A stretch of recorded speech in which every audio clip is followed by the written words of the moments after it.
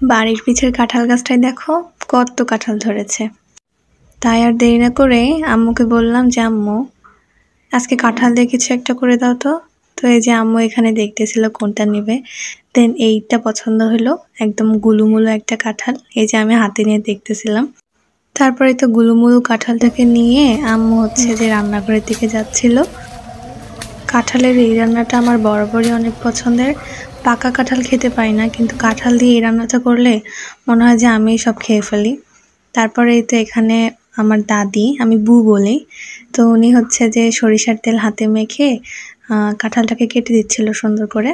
আচ্ছা, এখানে তোমাদের জন্য একটা টিপস থাকবে, সেটা হচ্ছে আমার দাদি যখন এটা কাটছিল, মানে যে সাইজের করে কাটছে উনি, তোমরা কাটার সময় এর চাইতে একটু বড় করে কাটবা, কারণটা পরে বলতেছি। তো এখানে দাদি হচ্ছে সবগুলো সুন্দর করে কেটে কেটে নিচ্ছে। আর এখানে নিয়ে নিয়েছি আমি গরুর মাংস। তোমরা চাইলে যে কোনো মাংস নিতে পারো, মুরগির মাংস, হাঁসের মাংস, যে কোনো কিছু নিতে পারো, সমস্যা নাই। তারপর কাঁঠালগুলোকে ভালো মতো ধুয়ে চুলোতে সামান্য পানি আর লবণ দিয়ে কাঁঠালগুলোকে ভালো মতো সিদ্ধ করে নিতে হবে।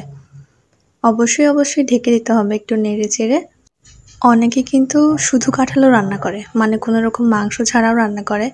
তবে আমার কাছে মনে হয় যে 5-6 পিস মাংস হলেও অ্যাড করা উচিত, কারণ এতে কাঁঠালের টেস্টটা আরও দ্বিগুণ হয়ে যায়। আর রান্নার পরে কিন্তু বোঝাই যায় না যে কোনটা মাংসের পিস আর কোনটা হচ্ছে যে কাঁঠালের পিস। কাঁঠালগুলো সিদ্ধ হয়ে আসলে সুন্দর মতো নামিয়ে নেব। তারপর এখানে হালকা হচ্ছে ঠান্ডা পানি অ্যাড করে দেব। এর পরের কাজ হচ্ছে সামান্য একটু তেল দিয়ে ওই কাঁঠালগুলোকে আবার সুন্দর করে ভেজে নিতে হবে। তো আম্মু এখানে একদম কড়া করে সবগুলোকে ভেজে নিয়ে নামিয়ে নিতেছে। তারপর এই তো এখানে রান্নার মেইন প্রসেস শুরু।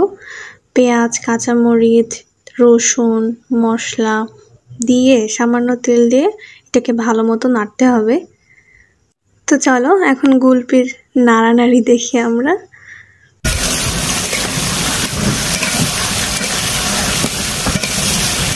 এটাকে কড়া করে ভাজার দরকার নেই, সামান্য একটু ভাজা ভাজা হয়ে আসলে সেখানে অ্যাড করে দেব হচ্ছে হলুদ গুঁড়ো, মরিচ গুঁড়ো, লবণ, আদা বাটা, রসুন বাটা, জিরা বাটা, সব কিছু দিয়ে ভালো মতো এটাকে কষিয়ে নিতে হবে। গরুর মাংসে কিন্তু পেঁয়াজ, মশলা বাটা এগুলো একটু বেশি দিলে খেতে বেশি টেস্ট হয়। তোমরা এখানে তোমাদের পরিমাণ মতো অ্যাড করতে পারো, কোনো সমস্যা নেই। তো এটাকে এবার ভালো মতো কষাইতে হবে। আমার আম্মা বলে যে এই কষানোর মধ্যেই তরকারির হচ্ছে যে আসল টেস্ট লুকায় থাকে। তারপর এখানে দিয়ে দিচ্ছি গরুর মাংসের পিস। আম্মা যখন আগে রান্না করতো তখন দেখেছি যে এখানে টমেটো কুচিও অ্যাড করে, বাট বাসায় তখন টমেটো ছিল না জন্য এবার অ্যাড করে নাই।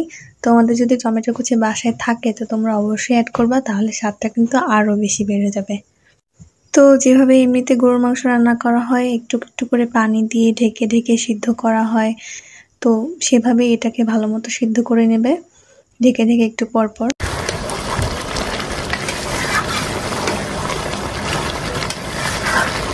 রান্নার ঘ্রাণ পেয়ে এর মধ্যে আবার দাদু এসে বসেছিল, দাদুর সাথে শয়তানি করতেছিলাম।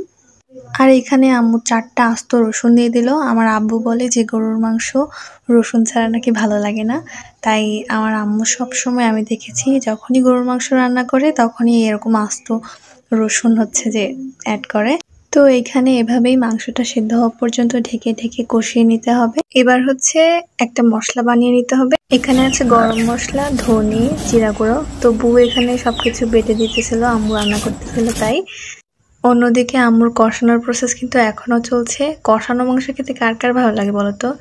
আমি তো লোভ সামলাতে পারতেছিলাম না দেখেই, দেখো অনেক সুন্দর লাগতেছে দেখতেই। তারপর এখানে ওই যে সিদ্ধ করে ভেজে রাখা কাঁঠালগুলো অ্যাড করে দিতে হবে।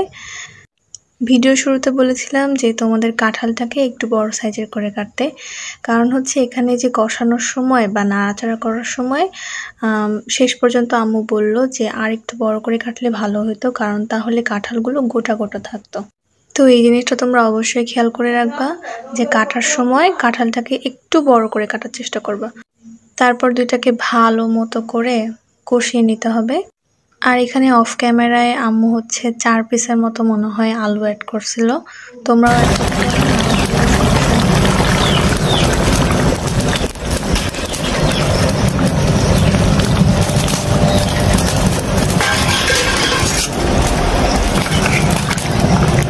আমাদের রান্না কিন্তু প্রায় শেষের দিকে। সবকিছু ভালো মতো কষানো হয়ে গেলে পানি অ্যাড করে দিতে হবে পরিমাণ মতো। আর এটা তো নতুন কিছু না, মা আর মাংস রান্না করলে আমাদের খেতেই হবে চুলার পাশে বসে থেকে। আমি আর কি লোভ সামলাতে পারতেছিলাম না, বাহানা করতেছিলাম শুধু খাওয়ার। আম্মুকে বলতেছিলাম দাও দেখি কেমন হয়েছে, ভালো হয়েছে কিনা। তারপরে এই তো বউ যে মশলাটা বেটে রেখেছিল ওইটা তরকারি হওয়ার আগ দিয়ে উপর দিয়ে শুধু সুন্দর করে ছিটিয়ে দিতে হবে। তারপর এটাকে সুন্দর মতো মিক্স করে নিতে হবে। ব্যাস হয়ে গেল আমাদের কাঁঠাল দিয়ে গরুর মাংস। আর এটা খেতে যে কি দুর্দান্ত